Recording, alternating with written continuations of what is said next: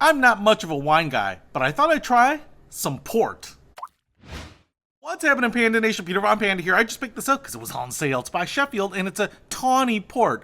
And I'm hoping that's something like Tawny Catane. But if it's not, I'm going to be really disappointed. Now, what you can see here is I think this is just a twist-off cap. You know, corks are actually, at least the natural corks, are not a superior sealing product. And I know as companies tried to replace corks with caps, there was a lot of resistance by the wine snobbery.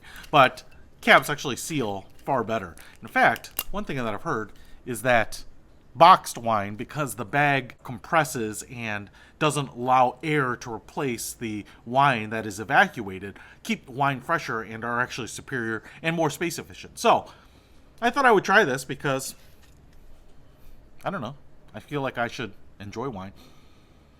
Has a nice smell.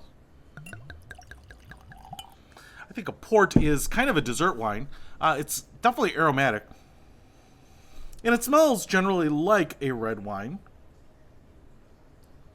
Now, I think the thing about ports is that they are going to be sweeter and smoother than a drinking wine. You're supposed to kind of sip them. It's something you're supposed to have in moderation. And I would say that this very plum drink colored wine is very easy to drink. It has kind of a cream type of flavor and texture to it. And then it's got a strong aroma on the back end, but it's got a very distinct like cherry, like dark cherry taste to it.